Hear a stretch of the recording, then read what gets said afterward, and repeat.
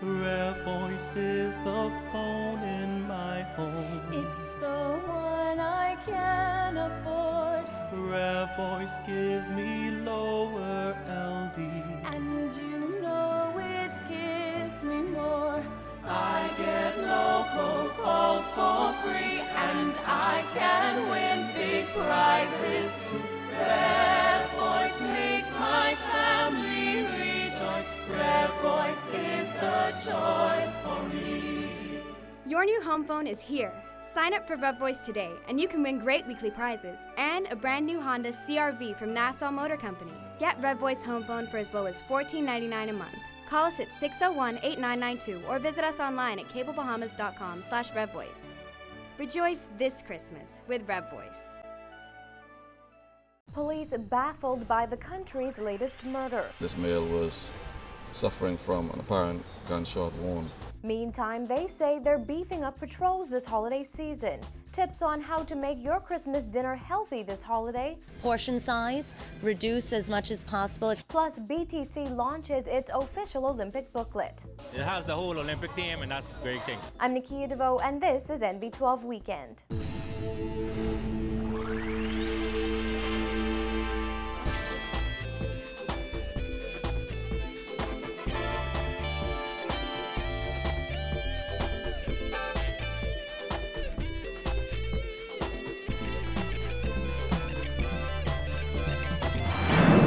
Everyone, thanks for joining us this Saturday for NB12's Weekend Edition. An early morning shooting led to the nation's most recent murder. Police are not sure what led to a man being shot to death and his body being found hours later outside a business on John Road in the Blue Hill Road South area. According to head of the Central Detective Unit, Superintendent Paul Roll, who was at the scene, the man's body was found around 7 this morning by area residents who were leaving their homes when they spotted him. They contacted the 919 and officers responded along with EMS, where they observed that this male was suffering from an apparent gunshot wound. At the scene this morning, detectives and crime scene investigators collected bags of evidence and processed the body and the surrounding area in hopes of learning what led to this latest murder. Roll would not say where the victim was shot, but he did reveal that police believe he was killed around 4 this morning, as residents reported hearing several gunshots in the area around that time. Preliminary inquiries so far revealed that about 4 a.m. this morning, persons reported hearing what sounded like gunshots in the John Road area. And we believe that was at the time when this person may have been shot. Roll is asking anyone with information who may have been in the area and seen the victim, who was wearing a polo shirt, polo pants, and polo tennis shoes, to contact the Central Detective Unit at 502-9991. This is the second murder since Thursday, pushing the murder count to 106 for the year. This time last year, the murder count stood at 119. Well, police are also investigating 2 armed robberies that occurred over the past 24 hours. The most violent of the incidents unfolded around 9 last night. According to police reports, 3 men were at Sumner Haven Road when they were approached by 2 other men. One of the men, who was carrying a handgun, robbed the trio of cash, cell phones, and a laptop before fleeing the area in an unknown direction.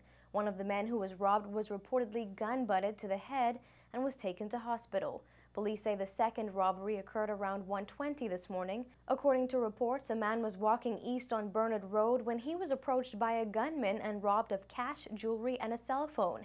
That victim was not harmed during the incident. Police have few clues in each case and are asking anyone with information to contact them at 919, Crime Stoppers at 328 Tips, or CDU Investigators at 502-9991.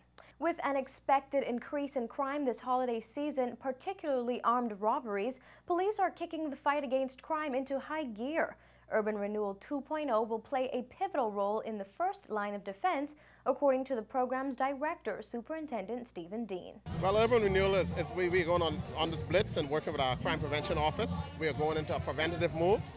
So we'll be visiting every business places, give them crime prevention tips. We'll be examining them. We'll increase our patrols as far as Urban Renewal. And so you will see a more visible officers. In the past few months, police have reported scores of armed robberies of both stores and people. In 2 of those incidents, the alleged armed robbers were shot to death during the crimes. Dean says police have increased saturation patrols and will be more visible as the holiday season progresses. For their part, Dean says urban renewal officers are liaising with business owners and residents in their communities. As our commissioner has already told the nation, that we'll be out in full force to ensure that they can have a very great and excellent Christmas. On another note, it's been more than a decade since the Christie administration first began negotiations to gain control of Bahamian airspace. Since being re-elected in May, those negotiations have resumed, with officials revealing that it could bring in millions of dollars in revenue each year. Jasmine Bonamy reports. Since its last term in office, the Christie administration has made it pretty clear that it plans to take ownership of Bahamian airspace.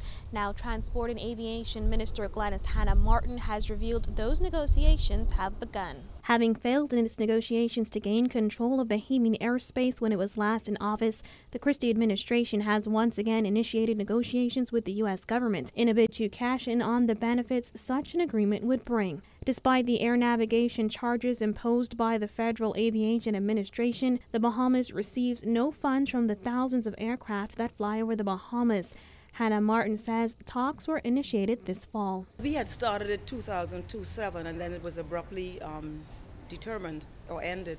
And so let me put it this way, this is something that we would wish to bring a conclusion to in the shortest possible time. In 2003, Prime Minister Perry Christie said in the House of Assembly that when the Bahamas takes over its airspace, the public treasury could collect up to $50 million. Hannah Martin recently echoed that figure, saying profits would be in the millions. She adds that currently the money that the FAA collects for the use of Bahamian airspace is used on the United States aviation sector. But the Transport and Aviation Minister says her ministry already believes those fees can be spent to upkeep airports across the country. Airports are costly. We just talked about the Marsh Harbor Airport. Airports are costly, they're capital intensive. This is now a burden on our public treasury.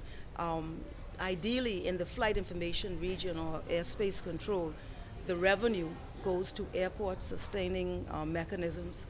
We don't have that. It comes from our public treasury. And so we have to rationalize this relationship. We have to be advised independently by our own consultants what we think the income is from this sort of activity.